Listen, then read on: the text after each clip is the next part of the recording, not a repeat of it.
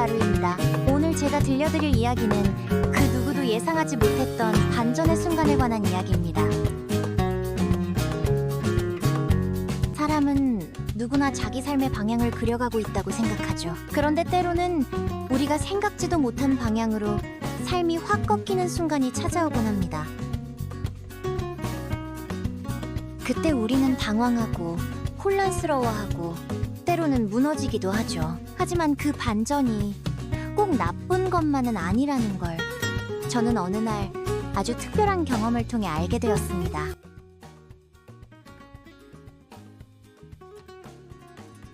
그날도 똑같은 출근길이었어요. 전철 안 사람들 틈에서 조용히 이어폰을 끼고 음악을 듣고 있었죠. 왼손엔 커피, 오른손엔 스마트폰. 그렇게 별일 없는 하루가 시작되려는 찰나 갑자기 휴대폰에 한 통의 알림이 떴습니다. 택배 도착 알림이었는데 발신자가 아버지로 되어 있었습니다. 순간 머릿속이 하얘졌습니다. 제가 알고 있는 사실 하나. 아버지는 제가 5살 때 돌아가셨습니다. 그 후로 저는 엄마와 단둘이 살아왔고 아버지에 대한 기억은 거의 없습니다. 그런데 발신자? 아버지라니요? 전화를 걸어도 없는 번호로 나오고 택배 조회를 해봐도 송장만 있고 발송 정보는 없습니다. 너무 이상했죠. 집에 도착하자마자 경비실에 가서 택배를 확인했습니다. 작은 상자 하나. 손바닥보다 약간 큰 사이즈였고 송장에 적힌 이름은 정말로 아버지였습니다. 싸늘한 기분이 들었지만 무작정 상자를 들고 올라와 뜯었습니다. 안에는 오래된 흑백 사진 한 장과 편지 한 통이 들어있었습니다. 사진은 제가 아주 어릴 적 처음 보는 남자의 품에 안겨 웃고 있는 모습이었고요. 편지에는 이런 말이 적혀 있었습니다. 내가 많이 부족했지만 언젠가 널 꼭 다시 만나고 싶었다. 네가 이 편지를 읽을 때쯤이면 나는 그리 멀지 않은 곳에 있을지도 모르겠다. 꼭 한 번만 와줬으면 좋겠다. 네 아버지로부터. 처음엔 누군가의 장난인가 싶었습니다. 그런데 사진 속 남자의 얼굴이 어릴 적 가족 사진 속 아버지의 모습과 닮아 있었습니다. 아니, 거의 똑같았어요. 등골이 서늘해졌고 온갖 생각이 머릿속을 휘몰아쳤습니다. 편지 속 주소를 검색해보니 강원도 어느 산골 마을이더라고요. 고민 끝에 그 주 주말 저는 그 마을로 향했습니다. 그렇게 시작된 여정은 제가 예상하지 못한 반전의 연속이었죠. 강원도로 향하는 길은 생각보다 멀었습니다. 버스를 2번 갈아타고 택시기사님도 한참을 헤매다 겨우 찾아낸 마을. 산 중턱에 위치한 집이라고 하기도 애매한 작은 판잣집 하나가 편지에 적힌 주소였습니다. 솔직히 도착하고 나서도 한참을 망설였어요. 괜히 온 건 아닐까, 누군가의 착오가 아닐까, 혹은 이상한 사람이 만든 장난은 아닐까. 그런데 초인종을 누를 틈도 없이 안에서 문이 열렸습니다. 그리고 한 남자가 나왔어요. 중년의 남자였고 얼굴엔 세월이 깊게 새겨져 있었죠. 그런데 그 사람과 눈이 마주치는 순간 제 심장이 쿵 하고 내려앉았습니다. 이상하리만큼 낯이 익었거든요. 그리고 그 사람이 말했습니다. 너구나. 너 정말 왔구나. 그 말에 제 눈에 눈물이 핑 돌았습니다. 그리고 더 놀라운 이야기가 그 다음에 이어졌습니다. 그 남자는 제 친아버지가 아니었습니다.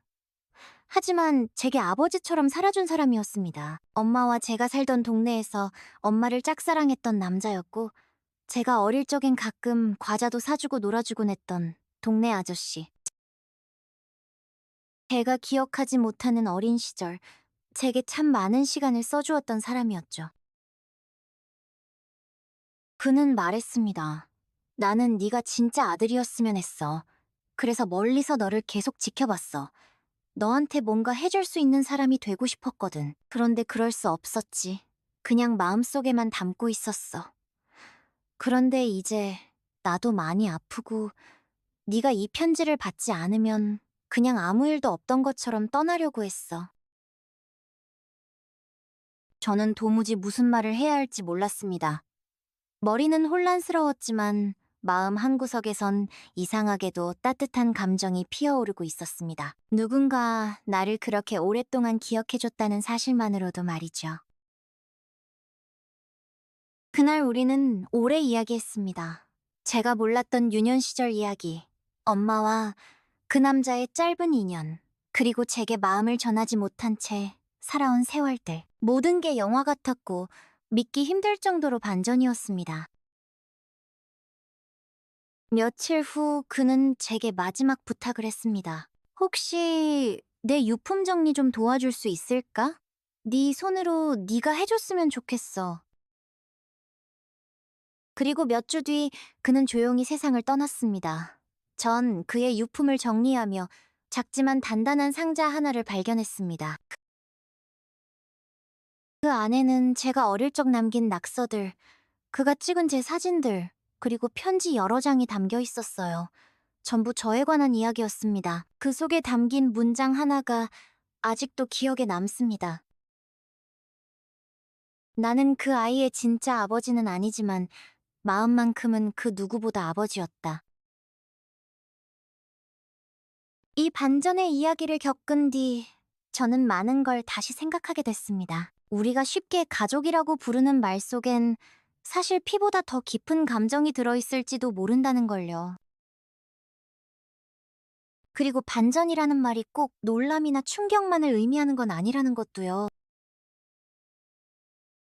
삶은요, 가끔은 우리를 예상 밖의 방향으로 데려가요. 그리고 그 길 끝에서 우리가 몰랐던 사랑을 혹은 감춰졌던 진실을 만나게 하죠. 그런 반전이 오히려 우리를 더 따뜻하게 만들기도 합니다. 혹시 여러분의 삶 속에도 그런 반전이 있었나요?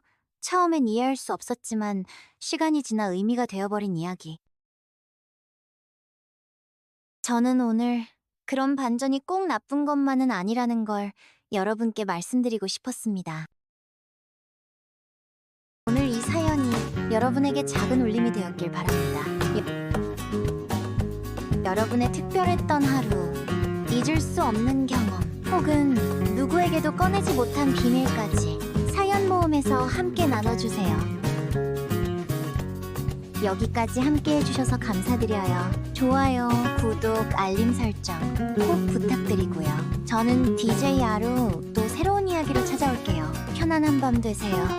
안녕.